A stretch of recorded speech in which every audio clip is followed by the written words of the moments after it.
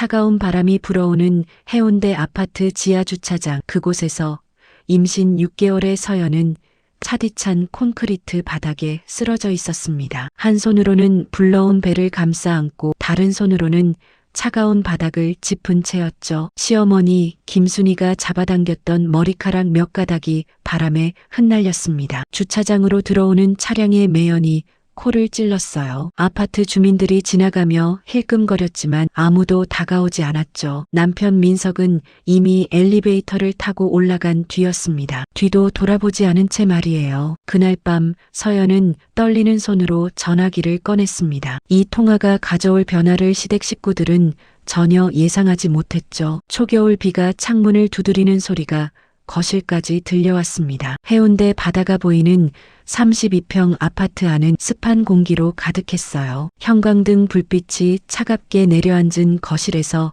TV 소리만 흘러나왔죠. 임신 6개월인 서연은 부엌에서 설거지를 하고 있었습니다. 젖은 손으로 배를 어루만지니 아기가 작게 움직이는 게 느껴졌어요. 식탁에는 시어머니가 준비하라고 지시한 반찬들이 식어 있었죠. 제대로 먹지도 않은 저녁이었습니다. 거실 소파에서 시어머니 순이는 스마트폰 화면만 들여다보고 있었어요. 재건축 추진위원회 단체 채팅방에 메시지를 입력했죠. 조합비 납부 기한이 이번 주까지니 꼭 보내주시기 바랍니다. 댓글들이 쏟아졌습니다. 위원장님 수고 많으십니다. 내일 바로 입금하겠습니다. 순이의 입꼬리가 올라갔어요. 남편 민석은 옆에 앉아 휴대폰만 스크롤했습니다. 뉴스 기사를 읽는 척했지만 내용은 머릿속에 들어오지 않았어요. 서연이 조심스럽게 거실을 지나가려는데 순이의 날카로운 목소리가 들렸습니다. 내일 추진위 회의 있으니까 일찍 나가서 다과 준비해요. 서연은 네 알겠습니다 하고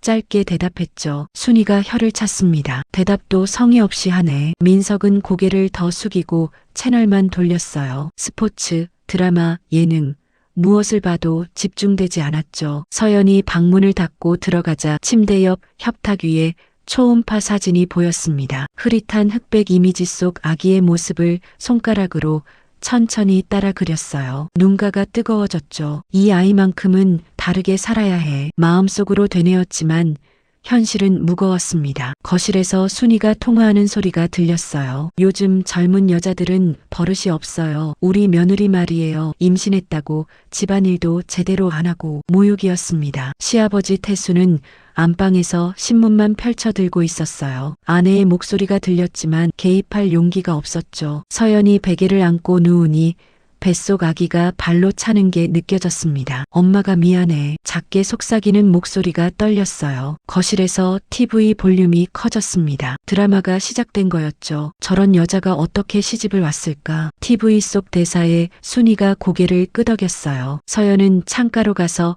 커튼을 살짝 열었습니다. 빗물에 젖은 가로등이 흐릿하게 보였어요. 주차장 입구에 차단기가 오르내렸죠. 늦은 시간에도 차들이 드나들었습니다. 나도 저렇게 자유롭게 나갈 수 있다면. 하지만 그녀는 보이지 않는 쇠사슬에 묶인 것만 같았어요. 순이의 웃음소리가 날카롭게 울렸습니다. TV 프로그램이 재미있나 봤어요. 서연은 다시 침대로 돌아갔습니다. 배를 감싸며 태아의 심장 소리를 떠올렸어요. 쿵쿵, 쿵쿵 생명의 소리였습니다. 우리 아기야, 엄마가 꼭 지켜줄게. 밤 10시가 되자 거실 TV가 꺼졌어요. 순이가 일어서며 말했죠. 민석아, 너도 자거라. 내일 회사 가야 하잖니. 아들에게만은 목소리가 부드러웠습니다. 민석이 방으로 들어왔을 때 서연은 잠든 척했어요. 그가 조심스럽게 침대에 누웠죠. 서연아, 자니? 대답은 없었습니다. 민석은 한숨을 쉬며 등을 돌렸어요. 부부지만 서로 등을 맞댄 채 밤을 보냈습니다. 밖에서는 여전히 비가 내렸어요. 빗소리가 어둠 속에서 울렸죠. 누군가의 울음 같기도 탄식 같기도 한 소리였습니다. 다음 날 아침이 밝았지만 비는 멈추지 않았습니다. 서연은 새벽 5시에 일어났어요. 추진위 회의 준비를 해야 했으니까요. 부엌에서 차를 끓이고 다과를 정리하는 동안 순이는 방에서 나오지도 않았죠. 커피는 진하게, 녹차는 연하게. 전날 밤 순이가 지시한 대로였습니다. 서연의 손이 부들부들 떨렸어요. 입덧이 심해졌지만 토할 수도 없었죠. 민석은 출근 준비를 하며 아내를 슬쩍 바라봤습니다. 창백한 얼굴, 부은 눈. 하지만 그는 아무 말도 하지 않았어요. 그저 현관문을 나서며 다녀올게라고 짧게 인사했죠. 서연이 혼자 추진이 사무실로 향했을 때 엘리베이터 안에서 이웃을 만났습니다. 아이고, 임신했는데도 위원장님 일 도와주네요. 동정 섞인 시선이었어요. 서연은 애써 웃으며 고개를 끄덕였습니다. 사무실에 도착하니 이미 몇몇 위원들이 와 있었어요. 위원장님, 며느리가 오셨네. 그들의 수군거림이 들렸죠. 서연은 묵묵히 테이블을 닦고 의자를 정리했습니다. 아랫배가 묵직했지만 참았어요. 순이가 도착한 건 1시간 후였습니다. 화려한 정장을 입고 들어선 그녀는 서연을 한번 훑어봤어요. 컵은 깨끗이 닦았지? 지문 하나 없어야 해. 서연이 고개를 끄덕이자 순이는 위원들과 인사를 나누러 갔습니다. 웃음소리가 사무실을 가득 채웠어요. 재건축의 여왕, 완벽한 위원장님, 그런 칭찬들이 오갔죠. 서연은 구석에 서서 그 광경을 지켜봤습니다. 뱃속 아기가 움직였어요. 마치 엄마를 위로하는 것처럼요. 그녀는 배를 쓰다듬으며 속으로 말했습니다. 조금만 참자, 조금만. 하지만 그 조금이 얼마나 긴 시간일지 그때는 알 수 없었어요. 다음 날 아침 추진이 사무실은 분주했습니다. 9시 정각에 순이가 감색 정장 차림으로 들어섰죠. 위원들이 일제히 인사했어요. 순이가 위원장석에 앉으며 주변을 둘러봤습니다. 서연이 구석에서 테이블을 닦고 있는 모습이 눈에 들어왔어요. 차는 준비했어?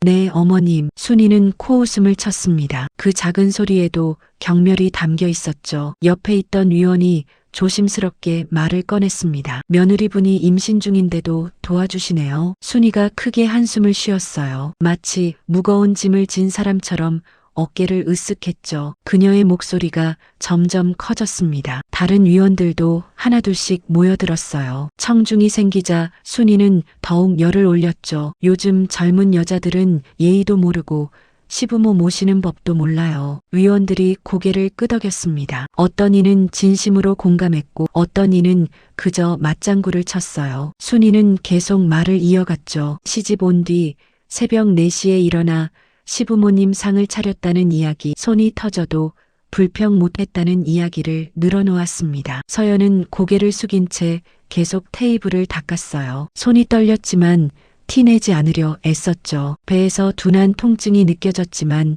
참았습니다. 한 위원이 동정 어린 눈빛으로 순이를 바라봤어요. 아들 얘기를 꺼내자 순이의 표정이 부드러워졌습니다. 민석이는 착하지만 너무 착해서 탈이라고 그런 여자한테 속았다고 말했죠. 그녀는 서연 쪽을 힐끗 봤습니다. 시선이 마주쳤지만 금세 돌렸어요. 체면이 전부예요. 남 앞에서는 항상 당당해야죠. 순이가 커피잔을 들어 한 모금 마셨습니다. 진한 커피 향이 입안에 퍼졌어요. 그때 서연이 무거운 쟁반을 들고 지나가다 살짝 비틀거렸습니다. 다행히 넘어지지는 않았지만 컵 하나가 떨어져 깨졌어요. 날카로운 소리가 사무실을 울렸죠. 서연이 황급히 몸을 숙여 파편을 줍기 시작했습니다. 배가 불러서 허리를 굽히기도 힘들었어요. 순이의 얼굴이 붉게 달아올랐습니다. 컵값도 비싼데 맨날 깨먹기만 한다고 목소리를 높였어요. 위원들은 불편한 표정으로 서로를 바라봤죠. 한 젊은 위원이 서연을 도우려 다가왔지만 순이가 차갑게 막았습니다. 자기가 한 일은 자기가 치워야 한다고 말했어요. 서연은 혼자서 파편을 모두 주워 쓰레기통에 버렸습니다. 손가락에 작은 상처가 났지만 아무 말도 하지 않았어요. 10시가 되자 회의가 시작됐습니다. 순이는 단상에 올라가 마이크를 잡았어요. 위원들이 자리에 앉아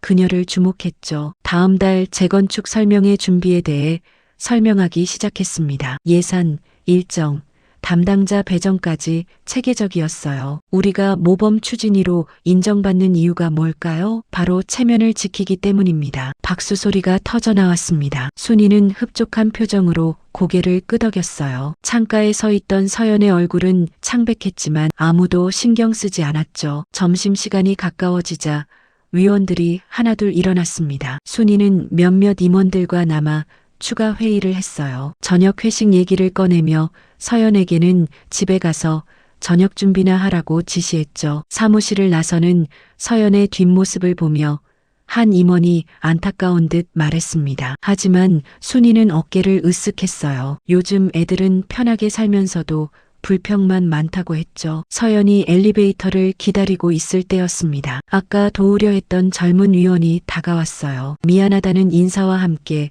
작은 목소리로 속삭였죠. 다들 알고 있어요. 위원장님이 너무하시다는 걸 알지만 아무도 말 못해요. 서연은 놀란 눈으로 그녀를 봤습니다. 젊은 위원은 손을 흔들며 계단으로 사라졌어요. 집으로 돌아오는 길, 서연은 시장에 들렀습니다. 저녁 재료를 사야 했으니까요. 무거운 봉지를 들고 걷는데 다리가 떨렸어요. 아파트 입구에서 만난 이웃은 임신한 몸으로 혼자 장 보는 서연을 보며 혀를 찼죠. 집에 도착해 현관문을 열자 시아버지가 거실에 있었습니다. 태수는 신문에서 눈을 떼지 않은 채 짧게 인사했어요. 서연은 부엌으로 가서 장본 물건들을 정리했습니다. 냉장고에 재료를 넣으며 생각했죠. 이 집에서 체면은 가장 중요한 가치였습니다. 하지만 그 체면 뒤에 숨겨진 진실은 너무나 추했어요. 창밖으로 추진이 사무실이 보였습니다. 여전히 불이 켜져 있었죠. 순이는 아직도 그곳에서 자신의 왕국을 다스리고 있을 거예요. 서연은 배를 쓰다듬으며 아기에게 속삭였습니다. 체면보다 진심이 중요한 사람이 되라고요. 작은 다짐이었지만 그녀에게는 큰 의미였어요. 부엌에서 칼질하는 소리가 조용히 울렸습니다. 그때 현관문이 열리는 소리가 들렸어요. 민석이 퇴근한 거였죠. 어머니가 어디 계시냐고 물었고 서연은 회식이 있다고 대답했습니다. 민석은 짧게 대답하고 방으로 들어갔어요. 부부의 대화는 늘 이렇게 짧았죠. 서로의 마음을 나누지 못한 채 같은 공간에서 따로 살아가고 있었습니다. 저녁을 준비하는 동안 서연의 마음은 무거웠어요. 시아버지는 여전히 거실에서 신문만 보고 있었죠. 가끔 기침 소리가 들릴 뿐 집안은 조용했습니다. 된장찌개를 끓이며 생각했어요. 이 침묵이 얼마나 더 계속될까요? 서연은 이 집에 들어온 지 1년이 넘었지만 여전히 손님처럼 느껴졌습니다. 사실혼 관계로 시댁에 거주하는 처지였죠. 혼인신고는 계속 미뤄지고 있었어요. 아침 6시 서연은 아침 준비를 시작했습니다. 임신 6개월의 몸으로 서 있기 힘들었지만 참았어요. 밥을 안 치고 국을 끓이는 동안 거실에서 TV 소리가 들렸죠. 시아버지 태수가 일찍 일어나 뉴스를 보는 중이었습니다. 순이가 안방에서 나왔을 때는 7시였어요. 그녀는 곧바로 식탁을 확인했습니다. 반찬 가짓수, 그릇의 위치, 수저 방향까지 꼼꼼히 살폈죠. 마음에 들지 않는 부분이 있으면 즉시 지적했어요. 국이 너무 싱겁네. 시아버지가 짠 걸 좋아하시는 거 몰라? 서연은 소금을 더 넣으며 죄송하다고 했습니다. 순이는 혀를 차며 자리에 앉았죠. 아침 식사 시간은 형식적이었어요. 순이가 대화를 독점했고 나머지는 조용히 밥을 먹었습니다. 오늘 추진위에서 있었던 일, 이웃들의 소문, 아파트 관리 문제까지 혼자서 쉴 새 없이 말했죠. 민석은 어머니의 말에 가끔 네, 그렇군요 하고 짧게 대답할 뿐이었습니다. 시아버지는 신문만 들여다봤어요. 서연은 조용히 밥을 먹을 뿐이었죠. 정식 며느리도 아닌데 내가 왜 우리 집에 있는지 모르겠어. 순이가 갑자기 서연을 보며 말했습니다. 민석이 숟가락을 멈추고 어머니를 봤지만 아무 말도 하지 못했어요. 태수는 여전히 신문에만 집중했죠. 서연은 고개를 숙인 채 대답했습니다. 죄송해요, 어머님. 순이는 콧방귀를 뀌었어요. 혼인신고를 하지 않은 건 순이 본인이 반대했기 때문이었습니다. 집안격이 맞지 않는다며 계속 미루게 했죠. 하지만 이제 와서는 그 책임을 서연에게 돌리고 있었어요. 식사가 끝나고 민석이 출근 준비를 했습니다. 중소 IT 기업 개발팀장인 그는 매일 아침 8시 반에 집을 나섰죠. 서연이 현관까지 배웅을 나왔어요. 오늘도 늦게 들어와요? 아마 그럴 거야. 민석은 아내와 눈을 마주치지 않고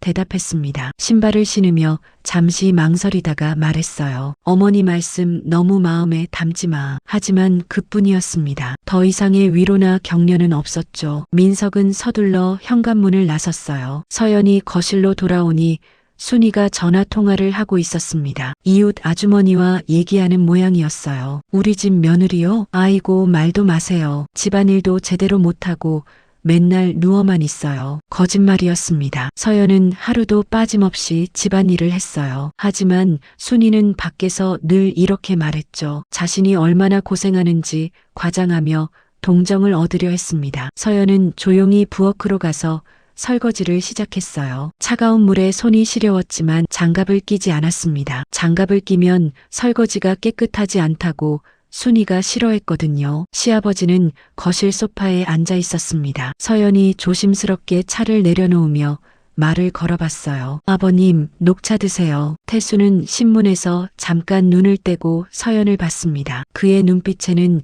미안함이 스쳐 지나갔지만 곧 다시 신문으로 시선을 돌렸죠.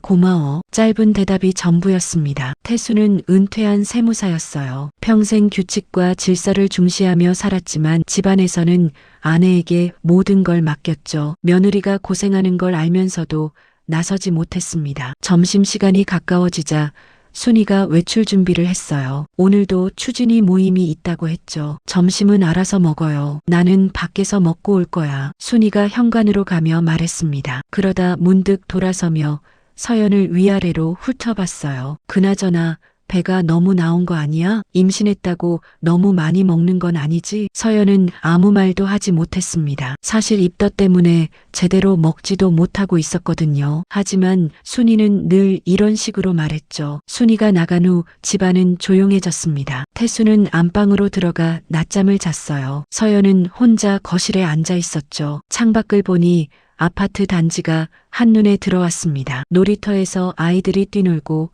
벤치에서 어르신들이 담소를 나누고 있었어요. 평화로워 보이는 풍경이었지만 서연에게는 너무나 먼 세상 같았습니다. 뱃속에서 아기가 움직였어요. 서연은 배를 쓰다듬으며 말했죠. 우리 아기야, 엄마가 미안해. 더 좋은 환경에서 태어나게 해주고 싶었는데. 눈물이 차올랐지만 참았습니다. 울면 눈이 붓고 순이가 돌아와서 그걸 보면 또 뭐라고 할 테니까요. 오후 3시쯤 현관벨이 울렸습니다. 택배였어요. 서연이 문을 열자 젊은 택배 기사가 상자를 들고 서 있었죠. 안녕하세요. 택배 왔습니다. 서연이 서명을 하는 동안 택배 기사는 그녀의 불러온 배를 힐끔 봤어요. 그리고 조심스럽게 말했죠. 무거운데 제가 안까지 들여다 드릴까요? 서연은 놀랐습니다. 보통 택배 기사들은 현관 앞에만 놓고 가는데 이 사람은 달랐어요. 아니에요. 괜찮아요. 감사합니다. 택배 기사는 미소를 지으며 돌아갔습니다. 작은 친절이었지만 서연에게는 큰 위로가 되었죠. 저녁 6시 순이가 집에 돌아왔어요. 기분이 좋아 보였습니다. 추진위에서 자신의 의견이 받아들여졌나 봤어요. 오늘 내가 제안한 재건축 일정이 통과됐어. 역시 나 아니면 안 돼. 순이는 자랑스럽게 말했습니다. 그러다 부엌을 둘러보며 인상을 찌푸렸죠. 저녁 준비도 안 했어? 시아버지 저녁 시간 아는데도. 서연이 서둘러 부엌으로 갔습니다. 사실 벌써 준비는 다 해놨지만 순이가 오기 전까지는 차리지 않았던 거예요. 너무 일찍 차리면 식는다고 뭐라 하니까요. 저녁 식탁이 차려졌습니다. 민석은 오늘도 야근이라 빈자리였어요. 순이, 태수, 서연 셋이서 조용히 밥을 먹었죠. 내 아들이 너무 착해서 탈이야. 저런 여자한테 속아서. 순이가 혼잣말처럼 중얼거렸습니다. 태수가 살짝 눈살을 찌푸렸지만 아무 말도 하지 않았어요. 서연은 그저 조용히 밥을 먹을 뿐이었죠. 식사 후 서연이 설거지를 하고 있을 때였습니다. 순이가 거실에서 누군가와 통화하는 소리가 들렸어요. 맞아요. 체면이 뭔지도 모르는 집안에서 자랐나 봐요. 우리 집안 격하고는 안 맞죠.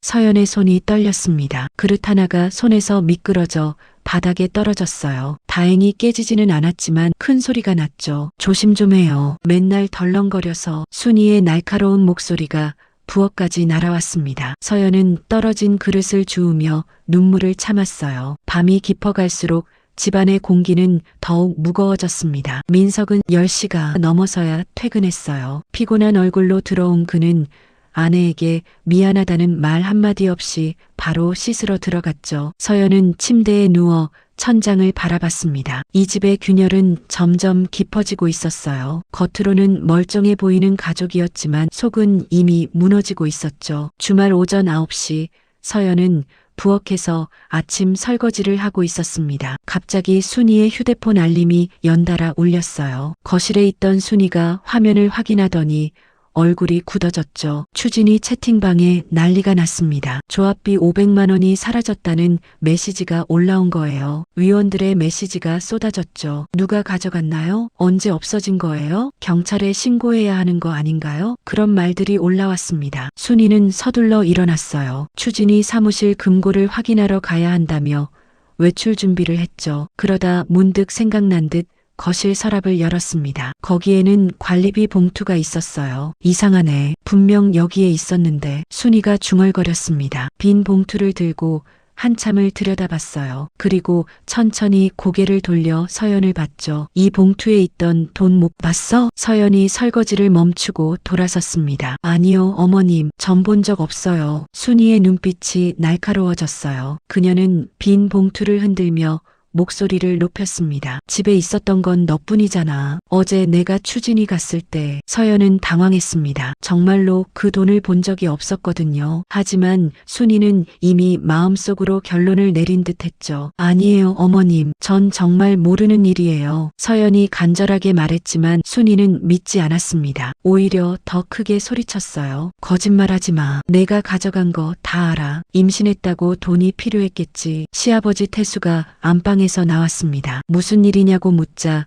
순이는 흥분해서 설명했어요. 추진이 조합비가 사라졌는데 집에 있던 관리비도 없어졌다고요. 분명 서연이 가져간 거라고 주장했죠. 태수는 난처한 표정을 지었습니다. 하지만 아내 편을 들지도 며느리를 감싸지도 못했어요. 그저 소파에 앉아 한숨만 쉴 뿐이었죠. 서연은 억울함에 목이 맸습니다. 눈물이 차올랐지만 꾹 참았어요. 배를 감싸며 부엌 구석에 서 있었죠. 순이는 계속해서 서연을 몰아붙였습니다. 정식 며느리도 아닌 주제에 시댁돈을 훔쳤다고 도둑을 집에 들인 꼴이라고 말했어요. 말이 점점 거칠어졌죠. 처음부터 이상했어. 집안 배경도 불분명하고 혼전 임신이나 하고. 그때 현관문이 열렸습니다. 민석이 들어왔어요. 주말인데도 회사에 잠깐 들렀다가 온 모양이었죠. 무슨 일이에요? 민석이 물었습니다. 순이는 아들에게 달려가 하소연했어요. 서연이 추진이 돈을 훔쳤다고, 집안 망신이라고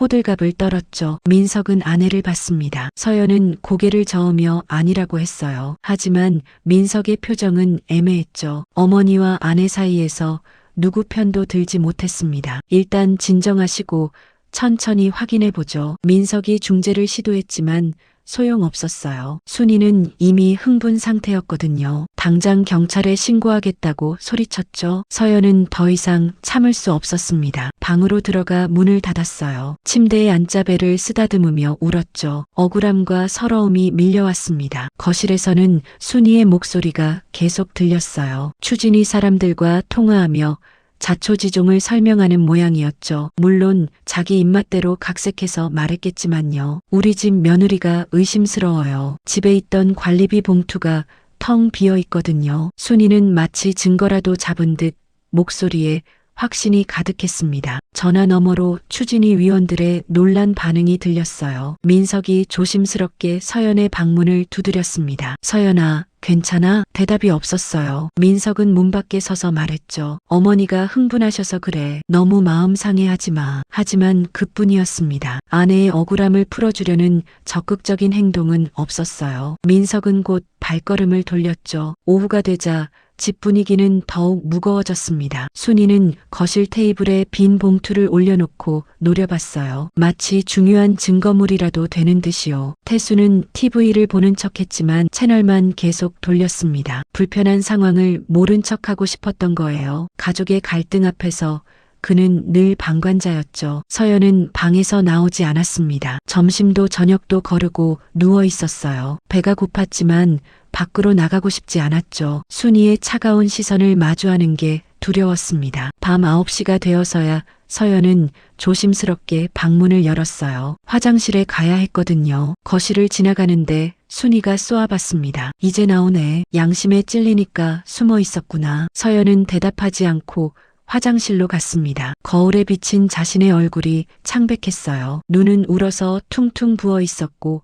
입술은 말라 있었죠. 화장실에서 나오니 민석이 복도에 서 있었습니다. 뭐라도 좀 먹어. 아기 생각해서라도. 민석이 작은 목소리로 말했어요. 서연은 고개만 끄덕이고 방으로 돌아갔습니다. 남편의 걱정이 고맙기보다는 씁쓸했어요. 정작 필요한 건 걱정이 아니라 믿음이었는데 말이죠. 그날 밤 서연은 잠을 이루지 못했습니다. 천장을 보며 생각했어요. 이 집에서 자신은 영원한 이방인인가 봅니다. 아무리 노력해도 가족이 될 수 없는 존재였죠. 새벽 2시 서연은 조용히 일어났어요. 부엌으로 가서 물을 마시려는데 거실에 불이 켜져 있었습니다. 순이가 소파에 앉아 휴대폰을 보고 있었어요. 서로 시선이 마주쳤습니다. 순이의 눈빛은 여전히 차가웠죠. 서연은 물도 마시지 못하고 다시 방으로 들어갔어요. 순이는 추진이 채팅방을 계속 확인하고 있었습니다. 조합비 분실건으로 난리가 난 상황이었어요. 위원장인 자신의 책임을 묻는 목소리도 있었죠. 그래서 더욱 서연에게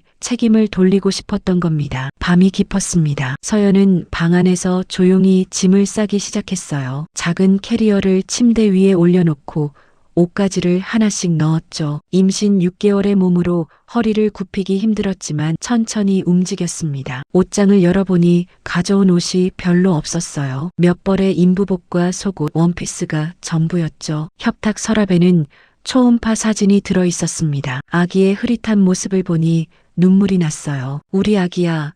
엄마랑 같이 나가자. 이런 곳에서 태어나게 할 순 없어. 서연이 배를 쓰다듬으며 속삭였습니다. 하지만 마음 한편으로는 망설여졌어요. 갈 곳이 마땅치 않았거든요. 친정에는 차마 연락할 수 없었죠. 부모님께 이런 모습을 보이고 싶지 않았습니다. 캐리어에 신발 한 켤레를 넣으려는데 창밖에서 소리가 들렸어요. 거실 베란다에서 순이가 누군가와 통화하는 목소리였죠. 새벽인데도 추진이 사람들과 이야기를 나누는 모양이었습니다. 그래요, 맞아요. 결혼도 제대로 안 한 애가 배 불러서 들어왔어요. 우리 아들이 너무 착해서 속은 거죠. 순이의 목소리는 밤 기운을 타고 선명하게 들렸습니다. 서연은 귀를 막고 싶었지만 계속 들렸어요. 처음부터 수상했어요. 부모가 뭐 하는 사람인지도 제대로 모르고 그냥 얼굴만 예쁜 여자한테 홀린 거예요. 우리 아들이. 그 말이 가슴을 찔렀습니다. 서연은 캐리어 지퍼를 채우다 말고 주저앉았어요. 정말로 이렇게 떠나야 할까요? 아기 아빠를 두고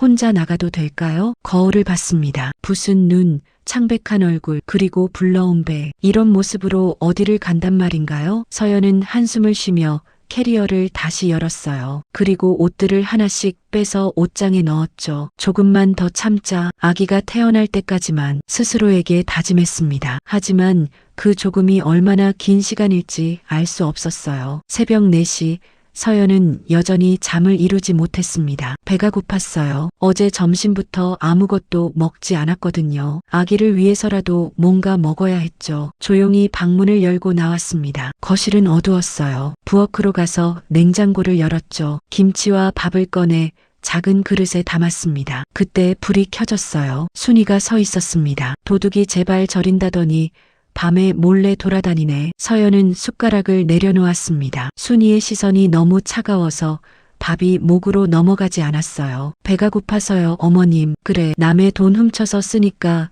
배도 고프겠지. 순이의 말은 가시처럼 날카로웠습니다. 서연은 더 이상 참을 수 없었어요. 전 정말 안 가져갔어요. 왜 저를 믿지 않으세요? 목소리가 떨렸습니다. 하지만 순이는 콧방귀를 뀌었죠. 믿음? 내가 뭔데 내가 널 믿어? 우리 집에 얹혀 사는 주제에. 서연의 눈에서 눈물이 흘렀습니다. 서럽고 억울했어요. 하지만 순이는 눈 하나 깜짝하지 않았죠. 아침이 되자 민석이 일어났습니다. 거실에서 어머니와 아내가 마주 서 있는 걸 보고 놀랐어요. 무슨 일이야? 민석이 물었지만 두 사람 다 대답하지 않았습니다. 무거운 침묵이 흘렀어요. 민석은 한숨을 쉬며 욕실로 들어갔죠. 또다시 중재자 역할을 피한 것이었습니다. 시아버지 태수도 일어났어요. 식탁에 앉아 신문을 펼쳤지만 분위기가 너무 무거워서 제대로 읽지 못했죠. 가끔 서연을 힐끗 봤지만 아무 말도 하지 않았습니다. 아침 식사 시간이 되었지만 서연은 부엌에 들어가지 못했어요. 순이가 직접 아침을 준비했죠. 일부러 서연을 배제한 것이었습니다. 오늘부터 넌 부엌에 들어오지 마. 뭘 또 훔쳐갈지 모르니까. 순이의 말에 서연은 입술을 깨물었습니다. 민석은 밥을 먹으며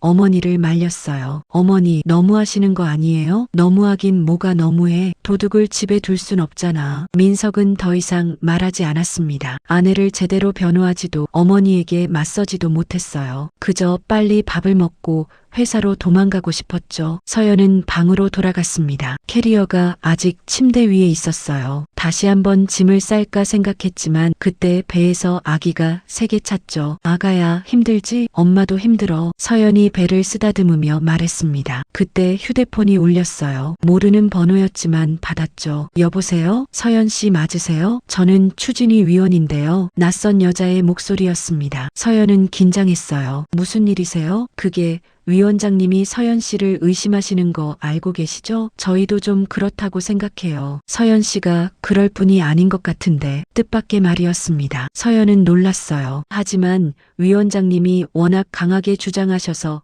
저희도 어쩔 수 없어요. 죄송해요. 전화는 곧 끊어졌습니다. 하지만 그 짧은 통화가 서연에게는 작은 위안이 되었어요. 모든 사람이 자신을 의심하는 건 아니라는 걸 알았으니까요. 점심시간 서연은 방에서 나와 거실을 지나갔습니다. 화장실에 가려는 길이었어요. 순이는 소파에서 TV를 보고 있었죠. 서연과 눈이 마주치자 일부러 고개를 돌렸습니다. 서연은 현관을 봤어요. 저 문을 열고 나가면 자유일까요? 하지만 발걸음이 떨어지지 않았습니다. 뱃속의 아기가 이유였어요. 아기에게는 아빠가 필요했죠. 불완전하더라도 가족이 필요했습니다. 이 아이만큼은 다르게 키우고 싶어. 서연은 캐리어를 옷장 깊숙이 밀어 넣었어요. 떠나지 못하는 자신이 한심했지만 어쩔 수 없었죠. 어머니의 본능이 더 강했습니다. 폭우가 쏟아지는 밤이었습니다. 빗줄기가 아파트 창문을 세게 두드렸어요. 바람도 거세게 불어서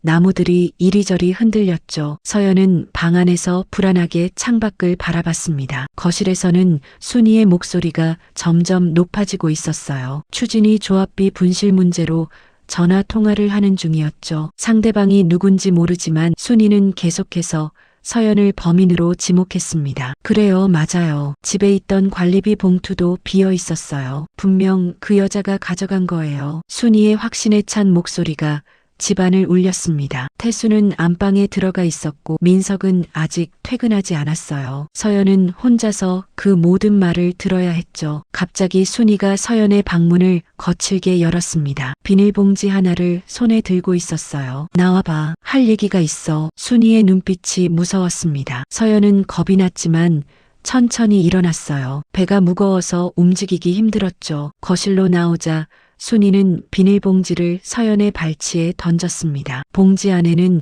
10,000원짜리 지폐 몇 장이 들어 있었어요. 이게 내가 훔친 돈이지? 서연은 놀라서 고개를 저었습니다. 아니에요, 어머님. 전 정말 모르는 일이에요. 하지만 순이는 듣지 않았어요. 오히려 더 화를 냈죠. 그녀의 얼굴이 붉게 달아올랐고 숨소리가 거칠어졌습니다. 거짓말하지 마. 내 방에서 나온 거야. 순이가 소리를 질렀습니다. 서연은 억울했어요. 자기 방에서 그런 돈이 나올 리가 없었거든요. 누군가 일부러 넣어둔 게 분명했죠. 어머님 믿어주세요. 전 정말 아니에요. 서연이 간절하게 말했지만 순이는 이미 이성을 잃은 상태였습니다. 그녀는 서연에게 다가가 머리채를 잡았어요. 우리 집 명예를 더럽힌 거 모자라서 끝까지 거짓말이야? 순이의 손에 힘이 들어갔습니다. 서연은 아프다고 소리쳤지만 소용없었어요. 순이는 서연을 현관 쪽으로 끌고 갔죠. 당장 나가. 우리 집에서 나가라고. 현관문이 열렸습니다. 차가운 빗바람이 안으로 들어왔어요. 서연은 맨발인 채로 밖으로 밀려났죠. 복도는 어둡고 차가웠습니다. 순이는 문을 쾅 닫아버렸어요. 서연은 문을 두드리며 열어달라고 애원했지만 안에서는 아무 소리도 들리지 않았죠. 비를 피해 엘리베이터 쪽으로 갔습니다. 하지만 늦은 시간이라 엘리베이터도 천천히 움직였어요. 서연은 벽에 기대어 숨을 고르려 했지만 배가 조이는 것 같았죠. 결국 계단으로 내려가기 시작했습니다. 한 계단 한 계단 조심스럽게 내려갔어요. 임신 6개월의 몸으로는 너무 힘든 일이었죠. 다리가 떨리고 숨이 차올랐습니다. 1층에 도착했을 때 서연은 거의 기진맥진한 상태였어요. 아파트 로비를 지나 주차장 입구로 나왔죠. 빗물이 얼굴을 때렸습니다. 옷은 금세 젖었고 맨발은 차가운 바닥에 닿아 얼어붙을 것 같았어요. 주차장 입구에는 차단기가 있었습니다. 불빛이 번쩍이며 올라갔다 내려갔다를 반복했어요. 서연은 그 불빛을 멍하니 바라봤죠. 어디로 가야 할지 막막했습니다. 그때 발이 미끄러졌어요. 빗물에 젖은 바닥이 너무 미끄러웠던 거죠. 서연은 균형을 잃고 넘어졌습니다. 배를 감싸려 했지만 무릎과 손바닥이 먼저 땅에 부딪혔어요. 고통스러운 신음이 새어나왔습니다. 무릎에서 피가 났어요. 손바닥도 까졌죠. 하지만 그보다 더 걱정되는 건 배였습니다. 혹시 아기에게 무슨 일이 생긴 건 아닐까요? 서연은 일어나려 했지만 쉽지 않았어요. 온몸이 떨렸고 다리에 힘이 들어가지 않았죠. 차가운 빗물이 계속해서 몸을 적셨습니다. 주차된 차들 사이로 물이 흘렀어요. 하수구로 빠지지 못한 빗물이 작은 웅덩이를 만들었죠. 서연은 그 물웅덩이에 무릎을 꿇은 채로 있었습니다. 눈물이 흘렀어요. 빗물과 섞여서 얼굴을 타고 내렸죠. 서럽고 억울하고 무서웠습니다. 이렇게 버림받은 자신이 너무나 초라했어요. 아가야 미안해. 엄마가 미안해. 서연이 배를 쓰다듬으며 울먹였습니다. 아기는 꿈쩍도 하지 않았어요. 평소처럼 발차기를 하지 않아서 더욱 불안했죠. 그때 멀리서 발소리가 들렸습니다. 누군가 우산을 쓰고 걸어오고 있었어요. 가까이 다가온 사람은 야간 경비원 박영자였죠. 영자는 바닥에 쓰러져 있는 서연을 발견하고 놀랐습니다. 서둘러 다가가 우산을 씌워줬어요. 아이고, 이게 무슨 일이야? 괜찮아요? 영자의 목소리는 따뜻했습니다. 서연은 고개를 들어 그녀를 봤어요. 경비 유니폼을 입은 60대 여성이었지만 그 순간만큼은 천사처럼 보였죠. 영자는 자신의 점퍼를 벗어 서연의 어깨에 둘렀습니다. 손으로 서연을 부축해 일으켜 세웠어요. 병원에 가야겠어요. 배도 그렇고 상처도 봐야 하고. 영자가 걱정스럽게 말했습니다. 하지만 서연은 고개를 저었어요. 병원에 갈 돈도 없었고 무엇보다 이런 모습을 누군가에게 보이고 싶지 않았죠. 괜찮아요. 조금만 쉬면 돼요. 서연이 힘없이 말했습니다. 영자는 한숨을 쉬었어요. 그리고 주변을 둘러보더니 작은 목소리로 말했죠. 다 지나갈 거예요. 모든 일이 다 지나가요. 사람들은 다 자기 죗값을 받게 되어 있어요. 영자의 말이 위로가 되었습니다. 서연은 눈물을 닦으며 고개를 끄덕였어요. 영자는 서연을 주차장 경비실 앞까지 데려다 줬습니다. 비를 피할 수 있는 작은 처마가 있었죠. 그곳에 서연을 앉혀놓고 영자는 자신의 가방에서 수건을 꺼냈어요. 이걸로 좀 닦아요. 감기 걸리면 안 되니까. 영자가 수건을 건네며 말했습니다. 그리고는 주머니에서 10,000원짜리 한 장을 꺼냈어요. 많지 않지만 따뜻한 거라도 사 먹어요. 서연은 손사래를 쳤습니다. 이미 충분히 도움을 받았는데 돈까지 받을 순 없었어요. 하지만 영자는 서연의 손에 돈을 쥐어줬죠. 어려울 때 서로 돕는 거예요. 나중에 형편이 나아지면 그때 갚아요. 영자는 그렇게 말하고 돌아섰습니다. 빗속으로 사라지는 그녀의 뒷모습이 조금씩 흐려졌어요. 낡은 우산을 쓰고 경비실로 가는 모습이 왠지 슬퍼 보였죠. 영자는 천천히 걸어갔습니다. 빗물이 우산을 때렸지만 개의치 않았어요. 60대 중반의 나이에도 매일 밤 이렇게 아파트 단지를 지키고 있었죠. 허리가 아프고 무릎이 쑤셔도 멈출 수 없었습니다. 주차장을 벗어나 쓰레기 분리수거장으로 향했어요. 그곳에는 비를 피할 수 있는 작은 지붕이 있었죠. 영자는 잠시 우산을 접고 숨을 돌렸습니다. 방금 전 서연의 모습이 자꾸 떠올랐어요. 불쌍한 것.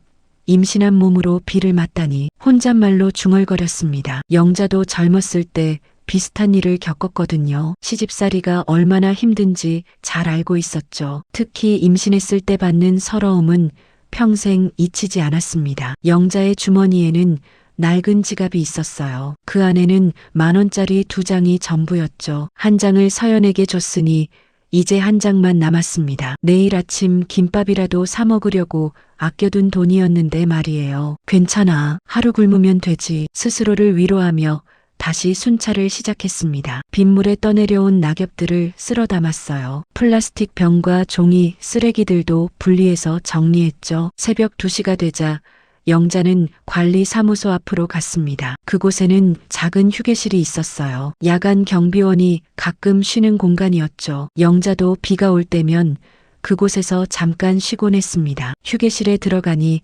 따뜻한 온기가 느껴졌어요. 벽에 걸린 작은 히터가 돌아가고 있었죠. 영자는 젖은 우산을 구석에 세워두고 의자에 앉았습니다. 탁자 위에는 낡은 수첩이 하나 있었어요. 영자의 것이었죠. 매일 순찰 일정과 특이 사항을 적어두는 수첩이었습니다. 오늘 날짜 아래에 연필로 적었어요. 주차장에서 임산부 쓰러짐, 도움 제공. 짧은 메모였지만 영자에게는 의미가 있었습니다. 누군가를 도왔다는 사실이 뿌듯했거든요. 비록 큰 도움은 아니었지만 그래도 한 사람의 아픔을 조금이나마 덜어줬다는 생각이 들었어요. 영자는 창밖을 봤습니다. 비는 여전히 내리고 있었죠. 아파트 불빛들이 하나둘 꺼져가는 중이었어요. 사람들은 모두 깊은 잠에 빠져 있겠죠. 하지만 영자처럼 밤에 일하는 사람들도 있었습니다. 저 아가씨는 어디로 갔을까? 서연이 걱정됐습니다. 경비실 앞에 두고 왔지만 그 후로 어디로 갔는지 알 수 없었어요. 혹시 다시 집으로 돌아갔을까요? 아니면 다른 곳으로 갔을까요? 영자는 일어났습니다. 휴식 시간이 끝났어요. 다시 우산을 챙겨서 밖으로 나갔죠. 비가 조금 잦아든 것 같았습니다. 하지만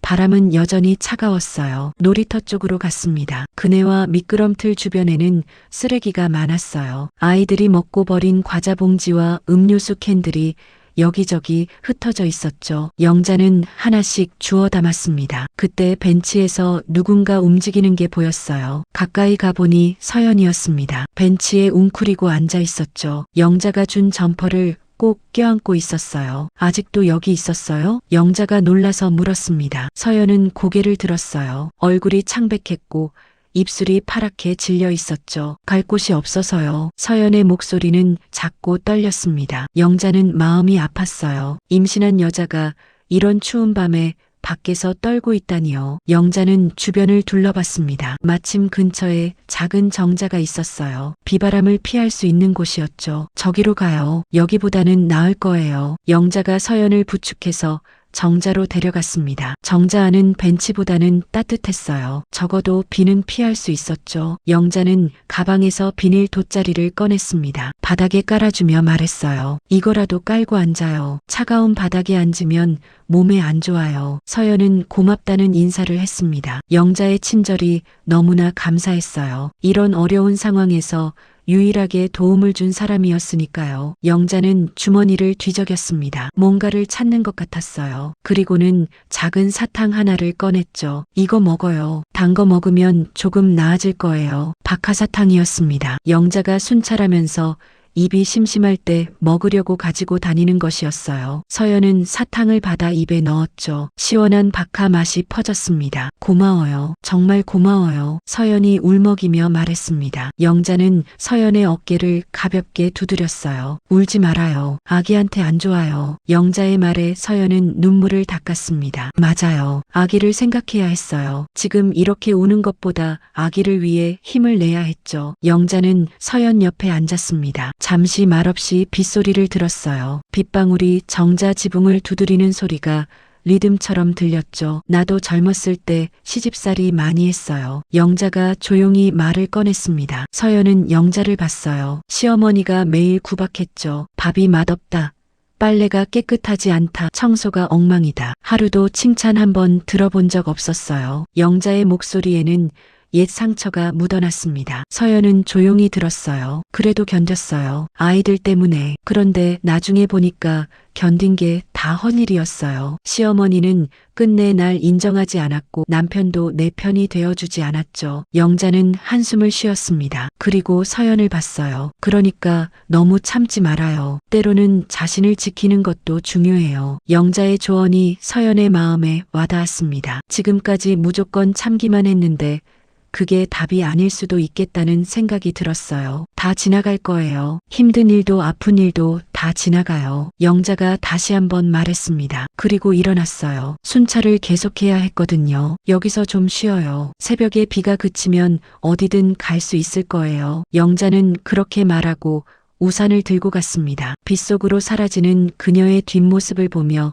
서연은 생각했어요. 세상에는 아직 따뜻한 사람들이 있구나. 모든 사람이 차갑고 무정한 건 아니구나. 정자에 혼자 남은 서연은 배를 쓰다듬었습니다. 아기가 조금 움직이는 게 느껴졌어요. 다행이었죠. 아기는 무사한 것 같았습니다. 다음 날 아침 7시 택배기사 강민호는 물류센터에서 물건을 싣고 있었습니다. 비가 그친 후라 도로가 젖어 있었어요. 조심해서 운전해야 했죠. 차량 점검을 하다가 문득 블랙박스를 확인해 봤습니다. 어젯밤 주차장을 지나갈 때 찍힌 영상이 있었어요. 화면을 자세히 보니 이상한 장면이 나왔죠. 한 여자가 다른 여자를 밀치는 모습이었습니다. 임신한 여자가 바닥에 쓰러지는 장면까지 선명하게 찍혀 있었어요. 이거 폭행 아니야? 민호는 놀라서 영상을 다시 봤습니다. 분명히 폭행이었어요. 그것도 임산부를 상대로 한 폭행이었죠. 민호는 휴대폰으로 영상을 백업했습니다. 혹시 필요할지도 모르니까요. 택배 배송을 시작했어요. 첫 번째 목적지가 바로 그 아파트였습니다. 주차장에 들어서니 어젯밤 일이 떠올랐죠. 바닥에는 아직도 물웅덩이가 남아 있었어요. 엘리베이터를 타고 올라가는데 추진희 위원장이 탔습니다. 바로 순이었어요. 민호는 인사를 했지만 순이는 거만하게 쳐다볼 뿐이었죠. 택배 좀 조심히 다뤄요. 지난번에 물건 깨진 거 알죠? 순이가 날카롭게 말했습니다. 민호는 죄송하다고 했어요. 사실 깨진 건 자기 잘못이 아니었지만 고객과 다투고 싶지 않았거든요. 순이가 내린 후 민호는 한숨을 쉬었습니다. 저런 사람이 추진희 위원장이라니 주민들이 불쌍했어요. 그런데 문득 어젯밤 영상에 나온 가해자가 저 여자 같다는 생각이 들었죠. 점심시간 민호는 쉬면서 영상을 다시 확인했습니다. 얼굴은 잘 안 보였지만 체격과 옷차림이 비슷했어요. 혹시 정말 위원장이 임산부를 폭행한 건 아닐까요? 고민이 됐습니다. 이런 일에 끼어들고 싶지 않았지만 임산부가 불쌍했어요. 그냥 모른 척 지나가기엔 양심이 찔렸죠. 저녁 6시 민호는 아파트 단지 경비원을 만났습니다. 바로 영자였어요. 민호는 평소에도 영자와 인사를 나누는 사이였죠. 오늘도 반갑게 인사했습니다. 안녕하세요, 아주머니. 오늘도 수고하세요. 영자는 미소를 지으며 고개를 끄덕였어요. 그런데 표정이 어두워 보였습니다. 민호는 조심스럽게 물었죠. 무슨 일 있으세요? 표정이 안 좋아 보여요. 영자는 한숨을 쉬었습니다. 그리고 작은 목소리로 말했어요. 어젯밤에 이상한 일을 봤어요. 임신한 여자가 비 맞으며 쓰러져 있더라고요. 민호는 깜짝 놀랐습니다. 자기가 본 영상과 일치하는 얘기였어요. 혹시 그 임산부를 아는지 물어봤죠. 그 여자분이 누군지 아세요? 영자는 고개를 저었습니다. 하지만 뭔가 더 알고 있는 것 같았어요. 민호는 망설이다가 휴대폰을 꺼냈죠. 아주머니, 이거 한번 보세요. 어제 제 차 블랙박스에 찍힌 건데요. 민호가 영상을 보여줬습니다. 영자는 놀란 표정을 지었어요. 분명히 어제 자기가 도운 여자였거든요. 맞아요. 이 사람이에요. 내가 도와준 그 아가씨예요. 영자가 확인해줬습니다. 민호는 심각한 표정을 지었어요. 이건 폭행이에요. 경찰에 신고해야 하는 거 아닌가요? 하지만 영자는 난처해했습니다. 이런 일에 끼어들면 복잡해질 게 뻔했어요. 게다가 상대가 추진희 위원장이라면 더욱 조심해야 했죠. 그냥 놔둬요. 어차피 세상은 돌아가니까요. 영자가 그렇게 말했지만 마음은 편하지 않았습니다. 민호도 마찬가지였어요. 둘은 잠시 말없이 서 있었죠. 그날 밤 순이는 집에서 SNS를 하고 있었습니다. 자신의 계정에 추진희 활동 사진을 올리며 자랑했어요. 재건축을 위한 봉사, 이웃과 함께하는 삶 같은 해시태그를 달았죠. 댓글들이 달렸습니다. 위원장님 멋지세요. 선한 일 하시네요. 같은 칭찬들이었어요. 순이는 흐뭇하게 웃으며 하트를 눌렀죠. 한편 서연은 여전히 집에 들어가지 못하고 있었습니다. 친구 집에 잠시 머물고 있었어요. 다행히 대학 동기가 하룻밤 재워줬거든요. 하지만 계속 신세를 질 수는 없었죠. 서연은 휴대폰을 받습니다. 남편 민석에게서 연락이 없었어요. 어머니가 쫓아낸 걸 알면서도 아무 말이 없다니 실망스러웠죠. 방 안에서 뉴스를 보고 있는데 추진희 관련 기사가 나왔습니다. 어느 아파트 추진희가 선행을 했다는 내용이었어요. 인터뷰하는 사람이 순이었죠. 우리 추진희는 항상 이웃을 생각합니다. 체면과 품위를 지키며 봉사하는 게 우리의 신념이에요. 순이의 당당한 목소리가 TV에서 흘러나왔습니다. 서연은 눈을 감았어요. 저런 사람이 선행상을 받는다니 세상이 참 아이러니했죠. 다음 날 아침 민호는 결심했습니다. 이대로 넘어갈 수 없었어요. 하지만 직접 나서기는 부담스러웠죠. 그래서 다른 방법을 생각했습니다. 경찰 민원 게시판에 익명으로 제보하기로 했어요. 영상 파일을 첨부하고 간단한 설명을 적었죠. 임산부 폭행 사건 제보합니다. 가해자는 아파트 추진위 위원장으로 추정됩니다. 업로드 버튼을 누르기 전에 잠시 망설였습니다. 하지만 그 임산부가 쓰러진 모습이 떠올랐어요. 결국 버튼을 눌렀죠. 영자도 마음이 무거웠습니다. 순찰하면서도 계속 서연 생각이 났어요. 그래서 영자도 나름의 방법으로 도움을 주기로 했죠. 영자는 아는 법률구조공단에 전화했습니다. 예전에 산재 처리할 때 도움받은 곳이었어요. 임산부 폭행 사건이 있었다고 혹시 무료 상담이 가능한지 물어봤죠. 이렇게 작은 움직임들이 시작됐습니다. 민호의 제보, 영자의 전화, 어둠 속에서 작은 빛들이 하나둘 켜지기 시작했어요. 정의의 씨앗이 조금씩 싹트고 있었죠. 서연은 친구 집 작은 방에 앉아 있었습니다. 창밖으로 아침 햇살이 들어왔어요. 벌써 나흘째 이곳에 머물고 있었죠. 친구는 괜찮다고 했지만 더 이상 폐를 끼칠 수 없었습니다. 휴대폰을 들고 한참을 망설였어요. 화면에는 아빠라고 저장된 번호가 떠 있었죠. 지금까지 부모님께 이런 일을 알리고 싶지 않았습니다. 하지만 더 이상 혼자서는 버틸 수 없었어요. 손가락이 떨렸습니다. 통화 버튼을 누르기까지 오랜 시간이 걸렸죠. 신호음이 한 번, 두 번, 3번 울렸어요. 그리고 낮고 묵직한 남자 목소리가 들렸습니다. 서연아. 아버지의 목소리를 듣자마자 눈물이 났어요. 목이 메어서 말이 나오지 않았죠. 한참을 흐느끼기만 했습니다. 무슨 일이야? 왜 우니? 아버지의 목소리에 걱정이 묻어났습니다. 서연은 겨우 목소리를 냈어요. 아빠, 나 지금 너무 힘들어. 그 한마디에 모든 게 담겨 있었습니다. 시댁에서 쫓겨난 일, 도둑으로 몰린 일, 비를 맞으며 쓰러진 일, 하나하나 설명하지 않아도 아버지는 알 것 같았어요. 전화 너머로 잠시 침묵이 흘렀습니다. 그리고 아버지가 단호하게 말했죠. 거기서 움직이지 말고 기다려. 전화가 끊어졌습니다. 서연은 멍하니 휴대폰을 내려다봤어요. 아버지가 오신다는 걸까요? 그럴 리 없다고 생각했지만 왠지 안심이 됐죠. 서진우는 전화를 끊자마자 자리에서 일어났습니다. 법무법인 사무실 안에서 급히 서류를 정리했어요. 비서에게 오늘 일정을 모두 취소하라고 지시했죠. 그리고 휴대폰을 꺼내 몇 통의 전화를 걸기 시작했습니다. 첫 번째는 부산지방경찰청장이었어요. 한때 부산시 행정부시장으로 함께 일했던 사이였죠. 여보세요, 청장님. 오랜만입니다. 진우입니다. 서진우의 목소리는 차분했지만 단호했습니다. 한 가지 부탁이 있습니다. 제 딸과 관련된 일인데요. 두 번째 전화는 부산지검 검사장에게 걸었습니다. 이 또한 과거 인연이 있는 사람이었어요. 세 번째 전화는 시민단체 대표에게 갔죠. 전화를 모두 마친 서진우는 차에 올랐습니다. 딸이 있는 곳으로 향하면서 생각했어요. 내가 조용히 살려고 했지. 건드리면 어떻게 되는지 보여줘야겠구나. 1시간 후 서연은 놀라운 소식을 들었습니다. TV 뉴스에서 긴급 속보가 나왔어요. 부산지방경찰청장이 직접 나서서 임산부 폭행 사건을 수사하겠다는 내용이었죠. 최근 해운대의 한 아파트에서 발생한 임산부 폭행 사건과 관련해 경찰은 모든 역량을 동원해 진상을 규명하겠습니다. 뉴스를 보던 서연은 깜짝 놀랐어요. 경찰청장이 나선다고요? 그때 문득 아버지의 얼굴이 떠올랐습니다. 설마 아니겠지? 서연은 고개를 저었어요. 그 시각 순이의 집은 조용했습니다. 순이는 거실에서 커피를 마시며 SNS를 하고 있었어요. 어제 올린 게시물에 좋아요가 150개나 찍혀 있었죠. 기분이 좋았습니다. 민석은 출근 준비를 하고 있었어요. 아내가 며칠째 집에 돌아오지 않았지만 어머니 눈치가 보여서 아무 말도 못했죠. 그저 빨리 회사로 도망가고 싶었습니다. 시아버지 태수는 신문을 보고 있었어요. 하지만 글자가 눈에 들어오지 않았죠. 며느리가 쫓겨난 후로 계속 마음이 불편했습니다. 하지만 여전히 아무 행동도 하지 못했어요. 그때 현관 초인종이 울렸습니다. 순이가 인터폰 화면을 확인하니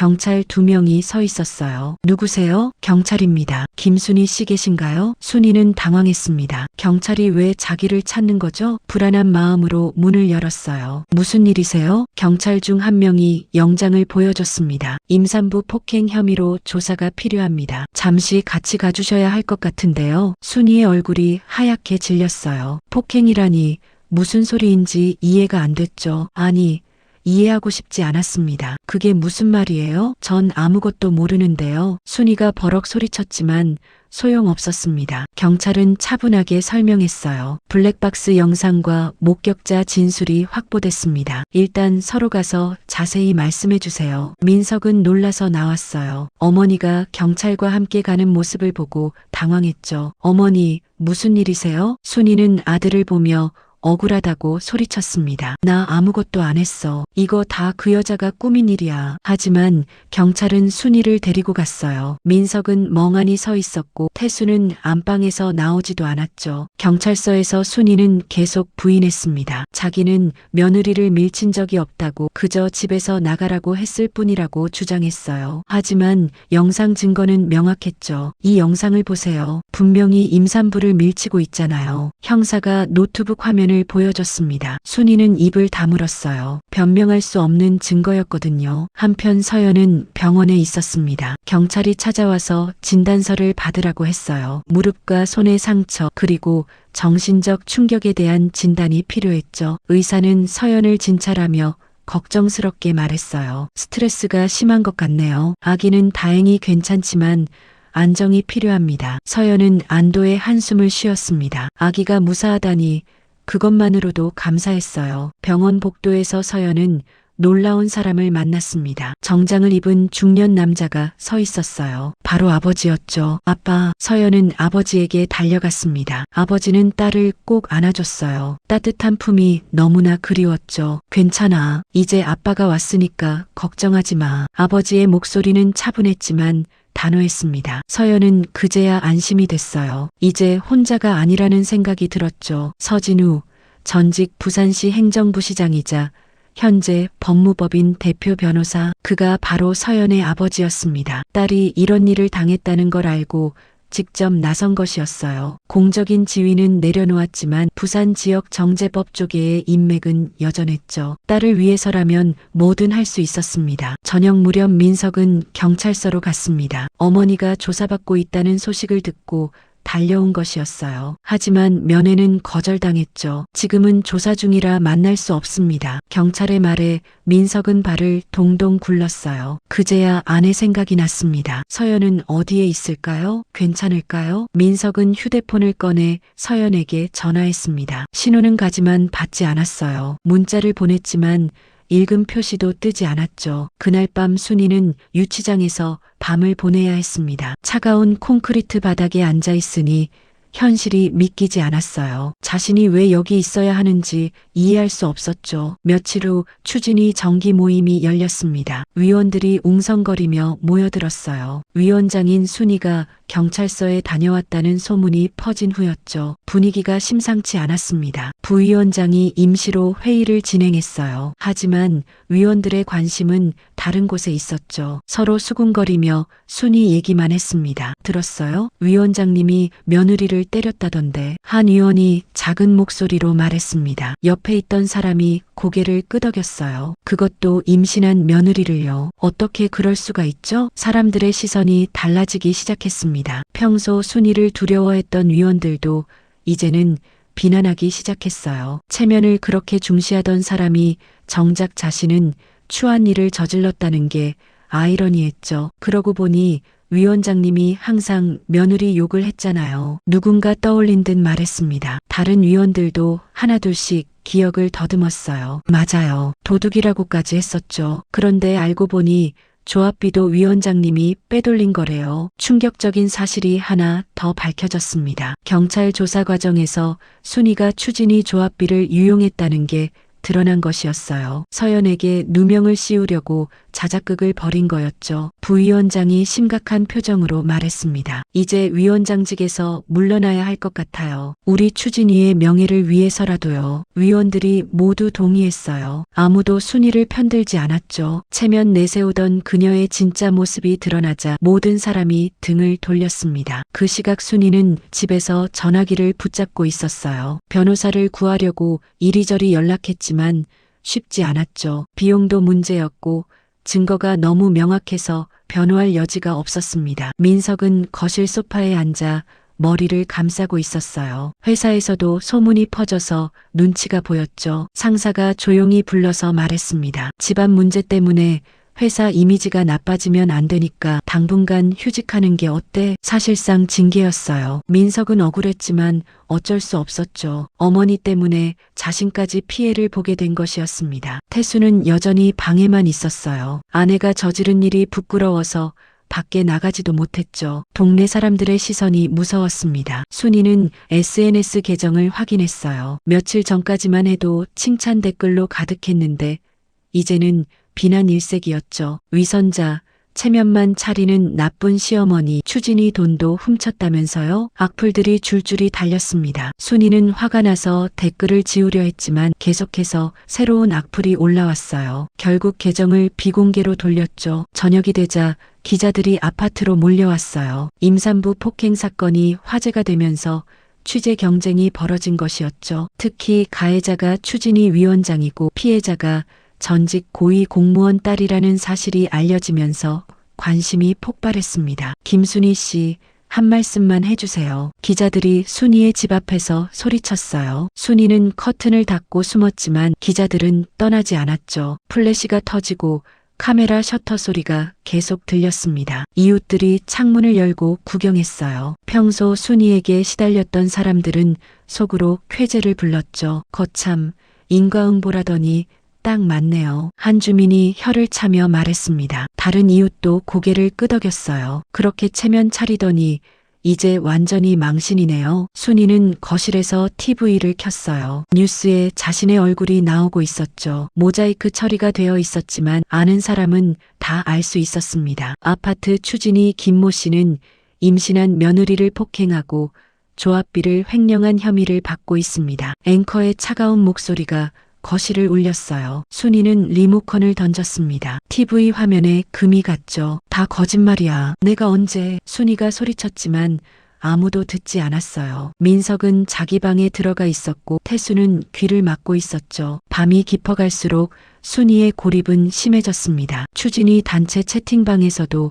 강제 퇴장당했어요. 친하다고 생각했던 사람들도 연락을 끊었죠. 이게 다 그 여자 때문이야. 순이는 서연을 원망했습니다. 하지만 사실은 알고 있었어요. 모든 게 자신이 자초한 일이라는 걸요. 체면을 지키려다 오히려 체면을 다 잃어버렸죠. 한편 서연은 아버지가 마련해준 곳에서 안정을 취하고 있었어요. 따뜻한 방, 편안한 침대, 그리고 맛있는 음식. 오랜만에 편안함을 느꼈죠. 아버지가 옆에 앉아 말했습니다. 그동안 고생 많았구나. 왜 진작 연락하지 않았니? 서연은 미안한 마음에 고개를 숙였어요. 아빠한테 걱정 끼치고 싶지 않았어요. 아버지는 딸의 손을 잡았습니다. 거칠어진 손을 보니 마음이 아팠어요. 앞으로는 참지 마. 힘들면 언제든 아빠한테 기대. 서연은 고개를 끄덕였습니다. 눈물이 났지만 이번엔 슬픔의 눈물이 아니었어요. 안도와 감사의 눈물이었죠. TV에서 뉴스가 흘러나왔어요. 순이의 구속영장이 청구됐다는 소식이었습니다. 서연은 TV를 꺼버렸어요. 더 이상 그 사람 얘기는 듣고 싶지 않았죠. 창밖을 보니 별이 떠 있었습니다. 오랜만에 보는 맑은 밤하늘이었어요. 서연은 배를 쓰다듬으며 생각했죠. 이제 새로운 시작이구나. 새벽 3시. 순이는 침대에 누워 있었지만 잠들 수 없었습니다. 천장의 어둠만 바라보며 눈을 깜빡였어요. 지난 며칠 동안 일어난 일들이 악몽 같았죠. 경찰 조사, 기자들의 추격, 이웃들의 차가운 시선, 모든 게 한순간에 무너졌습니다. 거실에서 작은 소리가 들렸어요. 민석이 물을 마시러 나온 모양이었죠. 순이는 일어나 방문을 열었습니다. 아들과 눈이 마주쳤지만 민석은 곧 시선을 돌렸어요. 엄마 때문에 회사에서 휴직 처리됐어요. 민석의 목소리는 차가웠습니다. 순이는 놀랐어요. 아들이 자신에게 이렇게 말한 적은 처음이었거든요. 그게 무슨 말이야? 왜 내가 휴직을? 순이가 물었지만 민석은 한숨만 쉬었습니다. 그리고 방으로 들어가 버렸어요. 문이 닫히는 소리가 집안에 울렸죠. 순이는 거실 소파에 주저앉았습니다. 아들마저 등을 돌린 것 같아 마음이 아팠어요. 하지만 누구를 원망할 수도 없었죠. 모든 게 자신이 만든 결과였으니까요. 아침이 되자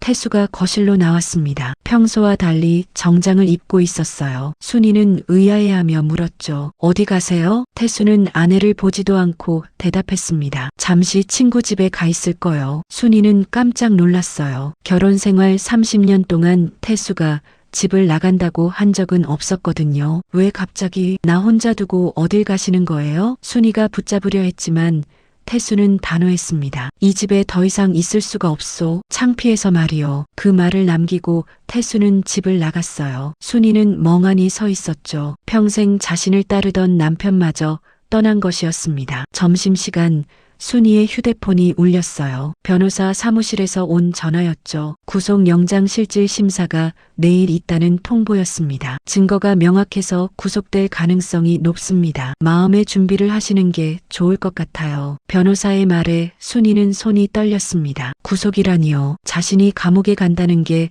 믿기지 않았어요. 전화를 끊고 나서 순이는 부엌으로 갔습니다. 물을 마시려고 컵을 들었는데 손에서 미끄러졌어요. 컵이 바닥에 떨어져 산산조각이 났죠. 깨진 유리 조각을 보며 순이는 자신의 인생을 떠올렸습니다. 저렇게 산산조각이 난 것 같았어요. 오후가 되자 집으로 법원 직원이 찾아왔습니다. 재산 가압류 통지서를 전달하러 온 것이었어요. 서연 측에서 민사소송을 제기했고 손해배상을 위해 재산을 가압류한다는 내용이었죠. 이게 무슨 일이야? 순이가 소리쳤지만 소용없었습니다. 법원 직원은 서류만 전달하고 떠났어요. 순이는 통지서를 구겨서 던졌죠. 하지만 현실은 바뀌지 않았습니다. 저녁 무렵 순이는 혼자 식탁에 앉아 있었어요. 민석은 방에서 나오지 않았고 태수는 돌아오지 않았죠. 텅 빈 집이 너무나 쓸쓸했습니다. TV를 켜니 또 자신의 사건이 나오고 있었어요. 이번엔 전문가가 나와서 분석까지 하고 있었죠. 이 사건은 우리 사회의 가부장적 문화와 시댁 내 권력관계를 보여주는 사례입니다. 전문가의 말을 들으며 순이는 화가 났어요. 자신을 나쁜 사람으로 만들고 있다고 생각했죠. 하지만 한편으로는 무서웠습니다. 온 세상이 자신을 비난하는 것 같았어요. 밤 9시 순이는 침실로 들어갔습니다. 화장대 거울을 봤어요. 거울 속 자신의 얼굴이 낯설었죠. 며칠 사이에 많이 늙은 것 같았습니다. 서랍을 열어 앨범을 꺼냈어요. 젊은 시절 사진들이 있었죠. 결혼식 사진, 민석의 돌 사진, 가족여행 사진, 행복했던 순간들이었습니다. 하지만 이제는 모든 게 과거가 되었어요. 왜 이렇게 됐을까? 순이가 혼잣말로 중얼거렸습니다. 체면을 지키려고 그렇게 했었는데 결국 모든 걸 잃었어요. 가족도 명예도 자존심도 다 사라졌죠. 10시가 넘어서 민석이 방에서 나왔습니다. 짐가방을 들고 있었어요. 순이는 놀라서 물었죠. 어디 가니? 민석은 잠시 망설이다가 대답했습니다. 서연한테 가려고요. 순이는 충격을 받았어요. 아들이 아내에게 간다니요. 그 여자한테? 우리를 이렇게 만든 그 여자한테 간다고? 순이가 소리쳤지만 민석은 고개를 저었습니다. 엄마가 만든 일이에요. 서연이는 피해자고요. 민석의 말이 비수처럼 꽂혔습니다. 순이는 아들을 붙잡으려 했지만 민석은 뿌리치고 나갔어요. 현관문이 닫히는 소리가 크게 울렸죠. 이제 정말 혼자가 되었습니다. 순이는 거실에 서서 울었어요. 소리내어 울었지만 아무도 듣는 사람이 없었죠. 텅 빈 집에는 그녀의 울음소리만 메아리 쳤습니다. 새벽이 가까워질 무렵 순이는 거실 창가에 서 있었어요. 아파트 불빛들이 하나둘 켜지기 시작했죠. 새로운 하루가 시작되고 있었지만 순이에게는 끝이 보이지 않는 어둠만 있었습니다. 휴대폰을 들어 추진이 채팅방을 확인해 봤어요. 하지만 이미 강제 퇴장당한 상태였죠. 친구들에게 연락해 봤지만 아무도 전화를 받지 않았습니다. 완전히 고립된 것이었어요. 다 내가 자초한 일인가? 순이가 작게 중얼거렸습니다. 처음으로 자신의 잘못을 인정하는 말이었어요. 하지만 너무 늦었죠. 이미 모든 게 끝나버렸으니까요. 다음 날 아침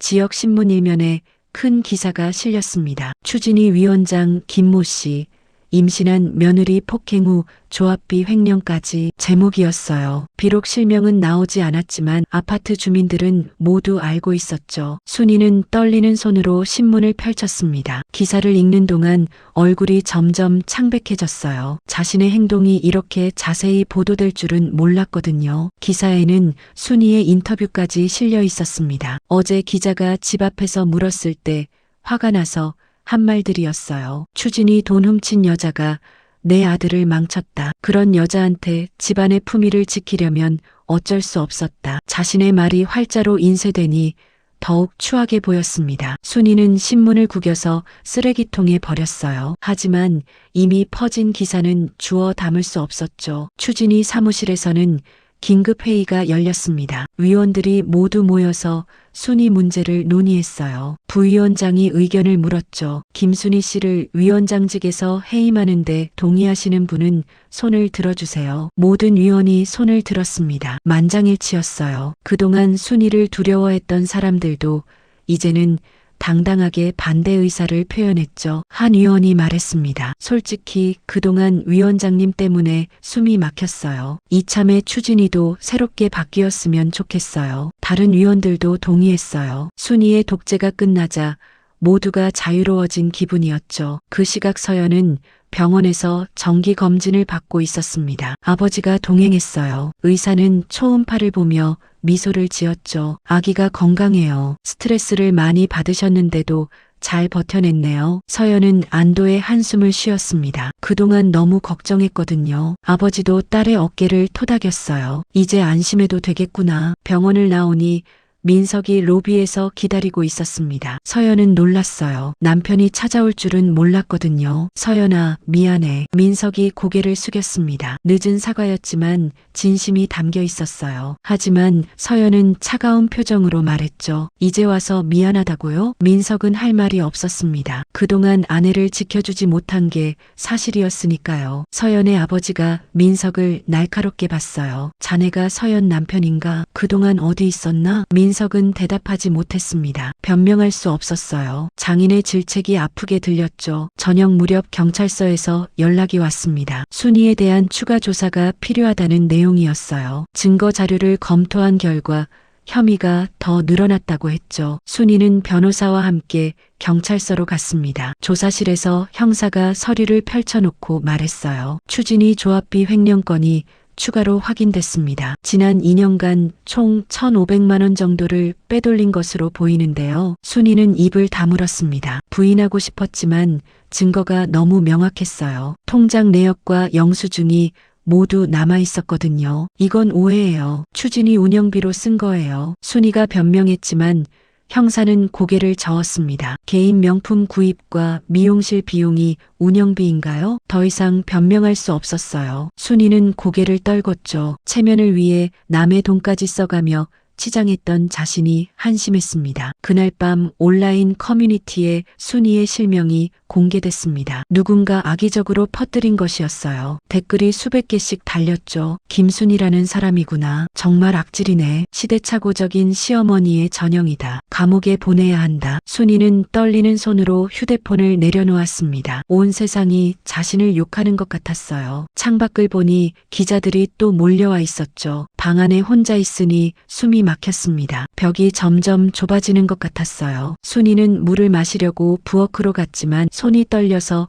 컵을 제대로 잡을 수 없었죠. 거실 TV에서는 뉴스가 흐르고 있었습니다. 또 자신의 사건이 나왔어요. 이번엔 전국 뉴스였죠. 임신한 며느리를 폭행하고 추진이 조합비를 횡령한 50대 여성이 구속될 위기에 처했습니다. 앵커의 목소리가 차갑게 들렸어요. 순이는 TV를 꺼버렸습니다. 하지만 현실은 사라지지 않았죠. 새벽 1시 순이는 잠을 이루지 못하고 거실을 서성했습니다. 모든 게 악몽 같았어요. 불과 일주일 전만 해도 추진위 위원장으로 존경받았는데 이제는 범죄자가 되어 있었죠. 휴대폰이 울렸습니다. 모르는 번호였어요. 받아보니 욕설이 쏟아졌죠. 나쁜 년 내가 사람이야? 순이는 바로 전화를 끊었습니다. 하지만 계속해서 다른 번호로 전화가 왔어요. 결국 휴대폰을 꺼버렸죠. 집 밖에서 돌 던지는 소리가 들렸습니다. 누군가 항의하는 것이었어요. 순이는 무서워서 경찰에 신고했지만 경찰도 시큰둥했죠. 가해자가 피해를 호소하는 건 좀 그렇지 않나요? 경찰의 말에 순이는 아무 대답도 할 수 없었습니다. 자신이 저지른 일이 부메랑이 되어 돌아온 것이었어요. 다음 날 아침 9시 긴급 속보가 떴습니다. TV 화면 아래 자막이 흘러갔어요. 서진우 전 부산시 행정부시장 딸 폭행 사건 관련 직접 입장 발표 예정 내용이었죠. 아파트 주민들은 TV 앞에 모여들었습니다. 경비실, 관리사무소, 각 집마다 뉴스를 틀어놓고 숨죽여 지켜봤어요. 이 사건이 어떻게 끝날지 모두가 궁금해했죠. 브리핑룸에는 기자들이 빼곡히 들어차 있었습니다. 카메라 플래시가 터지는 가운데 서진우가 단상에 올랐어요. 그의 표정은 단호했죠. 오늘은 제 딸과 관련된 사건에 대해 말씀드리겠습니다. 서진우의 목소리는 차분했지만 무게가 있었어요. 기자들은 녹음기를 들고 집중했죠. 피해자가 제 딸이라는 사실과 관계없이 이 사건은 법과 원칙에 따라 처리될 것입니다. 임산부 폭행은 중대한 범죄입니다. 그는 잠시 멈추고 기자들을 둘러봤습니다. 그리고 더욱 단호하게 말했어요. 가해자는 반드시 처벌받을 것이며 수사 과정에서 추가로 밝혀진 조합비 횡령 건도 엄정히 다뤄질 것입니다. 기자들이 손을 들고 질문했습니다. 한 기자가 물었어요. 전 부시장님의 딸이라서 특별 대우를 받는 건 아닌가요? 서진우는 고개를 저었습니다. 오히려 더 투명하고 공정하게 처리하겠습니다. 모든 과정을 공개할 것입니다. 브리핑이 끝나자 온라인은 난리가 났어요. 실시간 검색어 1위에 서진우 딸 폭행 사건이 올랐죠. 댓글도 폭발적으로 늘어났습니다. 순이의 집에서는 TV 소리만 울려 퍼졌어요. 순이는 소파에 힘없이 앉아 있었죠. 전직 고위 공무원이 직접 나섰다는 건 이제 빠져나갈 구멍이 없다는 뜻이었습니다. 변호사가 전화를 걸어왔어요. 상황이 좋지 않습니다. 구속영장이 발부될 가능성이 아주 높아요. 순이는 휴대폰을 떨어뜨렸습니다. 손에 힘이 들어가지 않았어요. 정말로 감옥에 가게 되는 건가요? 오후 2시 아파트 단지 입구에 경찰차 3대가 도착했습니다. 주민들이 창문을 열고 구경했어요. 무슨 일인가 싶어서 밖으로 나온 사람들도 있었죠. 경찰들이 순이의 집으로 올라갔습니다. 초인종을 누르자 한참 후에 문이 열렸어요. 순이는 이미 체포될 준비를 하고 있었던 것 같았죠. 검은색 옷을 입고 모자를 깊이 눌러 쓰고 있었습니다. 김순이 씨, 구속영장이 발부됐습니다. 같이 가셔야 합니다. 경찰이 영장을 보여줬어요. 순이는 고개를 떨구고 조용히 따라 나섰죠. 수갑은 채우지 않았지만 양옆에서 경찰이 에워쌌습니다. 엘리베이터를 타고 내려오는 동안 순이는 한마디도 하지 않았어요. 로비를 지나갈 때 주민들의 시선이 쏟아졌죠. 수군거리는 소리가 들렸습니다. 저 사람이 그 추진위 위원장이래. 어떻게 임신한 며느리를 때릴 수가 있어. 순이는 고개를 더 숙였습니다. 체면을 그렇게 중요시했던 자신이 이렇게 망신을 당하다니요. 차라리 죽고 싶은 심정이었어요. 경찰차에 타는 순간 기자들이 몰려왔습니다. 카메라 플래시가 터졌어요. 순이는 얼굴을 가렸지만 소용없었죠. 이미 모든 게 찍혔으니까요. 김순이 씨, 할 말 없으세요? 피해자에게 사과할 생각은 없나요? 기자들의 질문이 쏟아졌지만 순이는 대답하지 않았습니다. 경찰차 문이 닫히고 차는 출발했어요. 그 모습을 지켜보던 추진위 위원들은 안도의 한숨을 쉬었습니다. 드디어 순이의 독재가 끝난 것이었어요. 이제 우리도 자유롭게 활동할 수 있겠네요. 한 의원이 말했고 다른 사람들도 고개를 끄덕였습니다. 새로운 위원장을 뽑아서 추진위를 새롭게 시작하자는 의견이 나왔어요. 한편 서연은 아버지와 함께 있었습니다. TV에서 순이가 연행되는 모습을 봤지만 별다른 감정이 들지 않았어요. 그저 모든 게 끝났다는 안도감만 있었죠. 이제 안심해도 되겠구나. 아버지가 말했습니다. 서연은 고개를 끄덕였어요. 뱃속에 아기가 발차기를 했죠. 마치 기뻐하는 것 같았습니다. 민석은 회사 휴게실에서 뉴스를 봤습니다. 어머니가 경찰차에 타는 모습이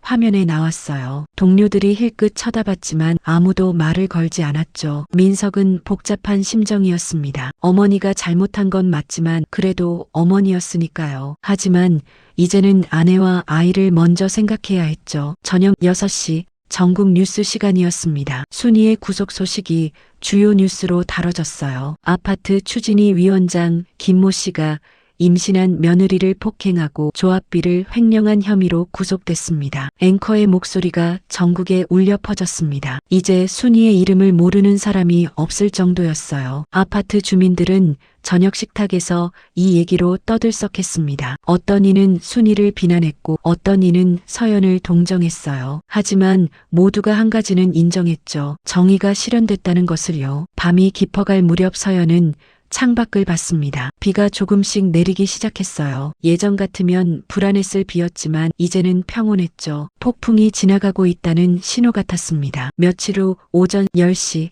법정에 사람들이 가득 모였습니다. 방청석은 이미 만석이었어요. 기자들도 여럿 와 있었죠. 모두가 이 재판의 결과를 지켜보려 했습니다. 순이는 피고인석에 앉아 있었어요. 며칠 사이에 많이 수척해진 모습이었죠. 평소의 거만함은 사라지고 초라한 모습만 남았습니다. 변호사가 옆에 있었지만 별로 도움이 될 것 같지 않았어요. 서연은 증인석에 앉았습니다. 임신 7개월이 된 배가 많이 불러 있었어요. 아버지 서진우가 방청석에서 딸을 지켜보고 있었죠. 민석도 왔지만 서연과는 떨어져 앉아 있었습니다. 판사가 입장하자 모두 일어섰어요. 재판이 시작됐죠. 검사가 먼저 일어나 공소 사실을 읽었습니다. 피고인 김순이는 임신한 피해자를 폭행하여 상해를 입혔고 추진위 조합비 1,500만 원을 횡령했습니다. 검사의 목소리가 법정에 울렸어요. 순이는 고개를 숙이고 있었죠. 부인하고 싶었지만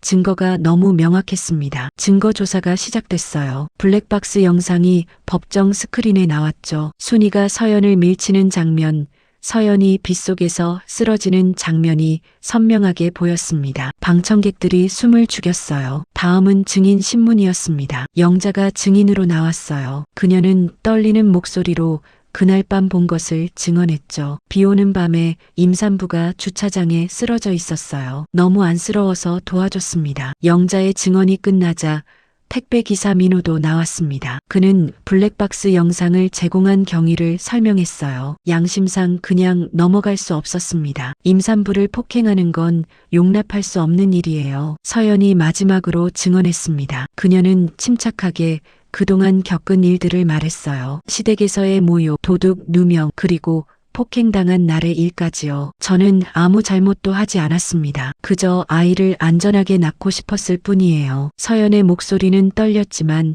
분명했습니다. 방청객 중 몇몇은 눈물을 닦았어요. 변호사가 순이를 변호했지만 설득력이 없었죠. 그저 나이가 많고 순간적인 실수였다는 정도였습니다. 하지만 판사는 고개를 저었어요. 피고인의 행위는 단순한 실수가 아닙니다. 계획적이고 악의적인 범죄입니다. 판사의 말에 순이는 눈을 감았어요. 이미 결과를 예상한 듯 했죠. 휴정 시간 후 판결이 내려졌습니다. 법정이 다시 조용해졌어요. 판사가 판결문을 읽기 시작했죠. 피고인 김순이에게 징역 2년을 선고합니다. 법정이 술렁였습니다. 실형이 선고된 것이었어요. 순이는 충격을 받은 듯 비틀거렸죠. 변호사가 부축했지만 제대로 서 있기 힘들어 보였습니다. 판사는 계속 말했어요. 피고인은 임신한 피해자를 폭행하고 조합비를 횡령했습니다. 반성의 기미도 보이지 않고 있어요. 엄벌이 필요합니다. 판결이 끝나자 순이는 법정 구치소로 연행됐습니다. 수갑이 채워졌어요. 방청석에서 지켜보던 추진위 위원들은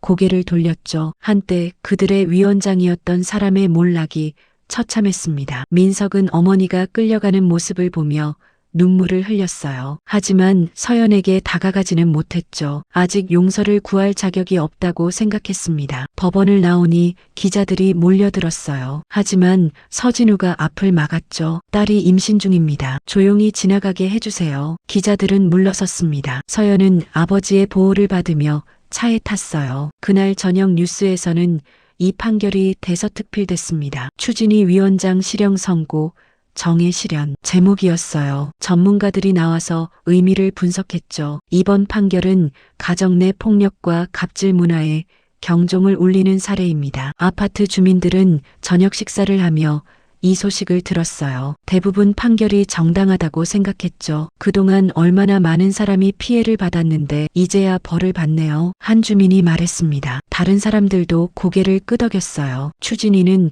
새로운 위원장을 선출했습니다. 젊고 민주적인 사람이었어요. 첫 회의에서 새 위원장이 말했죠. 앞으로는 투명하고 공정하게 운영하겠습니다. 모두가 평등한 추진위를 만들겠어요. 위원들이 박수를 쳤습니다. 새로운 시작이었어요. 한편 태수는 친구 집에서 뉴스를 봤습니다. 아내가 감옥에 간다는 소식에 한숨만 나왔어요. 하지만 돌아갈 생각은 없었죠. 이미 너무 늦었으니까요. 서연은 아버지가 마련해준 집에서 저녁을 먹고 있었습니다. TV는 꺼놓았어요. 더 이상 그 사건에 대해 듣고 싶지 않았죠. 이제 잊어버려. 새로운 삶을 시작하는 거야. 아버지가 말했습니다. 서연은 고개를 끄덕였어요. 뱃속의 아기가 움직였죠. 새 생명이 곧 태어날 것이었습니다. 밤이 되자 비가 그쳤어요. 구름 사이로 별이 보이기 시작했죠. 서연은 창밖을 보며 생각했습니다. 정의는 늦었지만 결국 왔구나. 이제 정말로 새로운 시작이구나. 몇 달 후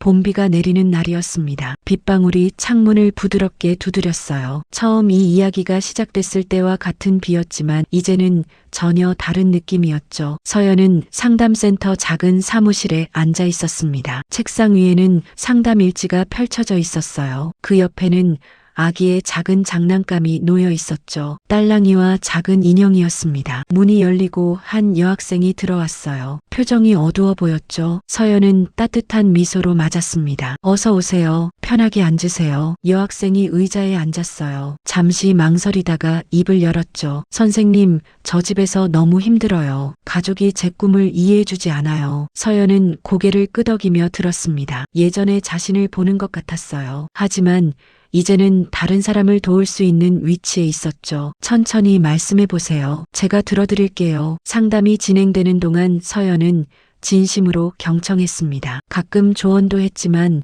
주로 들어주는 역할을 했어요. 때로는 그것만으로도 큰 위로가 되니까요. 1시간 후 여학생은 밝은 표정으로 일어났습니다. 선생님, 정말 감사해요. 마음이 많이 가벼워졌어요. 서연은 미소 지으며 배웅했어요. 문이 닫히자 창밖을 봤죠. 빗물이 나뭇잎을 씻어내리고 있었습니다. 새싹이 돋아나는 나무들이 싱그러워 보였어요. 퇴근 시간, 서연은 어린이집으로 갔습니다. 아기를 안고 나오니 비가 그쳤어요. 하늘에 무지개가 떴죠. 우리 수아야, 엄마 왔어. 아기가 방긋 웃었습니다. 작은 손으로 엄마의 얼굴을 만졌어요. 서연은 아기를 꼭 안았죠. 집으로 돌아오는 길에 우편함을 확인했습니다. 편지 한 통이 들어 있었어요. 보낸 사람은 박영자였죠. 편지를 열어보니 짧은 글이 적혀 있었습니다. 그날 밤 당신은 혼자가 아니었어요. 앞으로도 잘 지내시길 바라요. 서연은 편지를 가슴에 품었습니다. 그날 밤 도움을 준 경비원 아주머니, 그녀 덕분에 버틸 수 있었어요. 저녁을 먹고 아기를 재운 후 서연은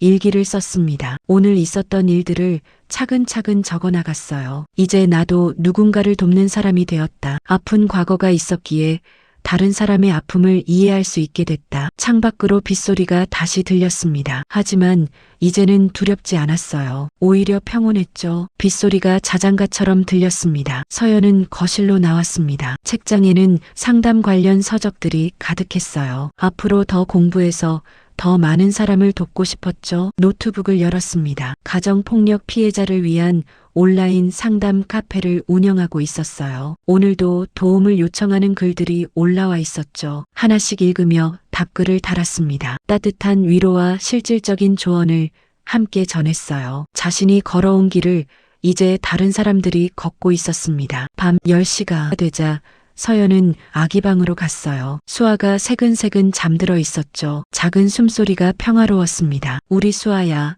엄마가 꼭 지켜줄게. 너는 체면보다 진심이 중요한 사람으로 자라렴. 서연이 속삭였습니다. 예전에 뱃속에 있을 때 했던 약속이었어요. 이제는 그 약속을 지킬 수 있을 것 같았죠. 창밖을 보니 비가 그치고 있었습니다. 구름 사이로 달빛이 비쳤어요. 처음 이 이야기가 시작됐을 때는 차갑고 무서운 비였지만 이제는 새로운 시작을 알리는 봄비가 되었죠. 서연은 미소를 지으며 창문을 닫았습니다. 내일은 또 새로운 하루가 시작될 것이었어요. 누군가를 도울 수 있는 기회가 또 올 것이었죠. 그것이 지금 서연이 사는 이유였습니다. 오늘 들려드린 이야기는 여기까지입니다. 체면보다 진심이, 권력보다 정의가 중요하다는 걸 다시 한번 생각하게 되는 이야기였어요. 혹시 어느 지역에서 이 이야기를 함께 듣고 계신지 댓글로 남겨주시면 반갑게 인사드릴게요. 구독과 좋아요, 알림 설정도 꼭 부탁드립니다. 영상이 재미있으셨다면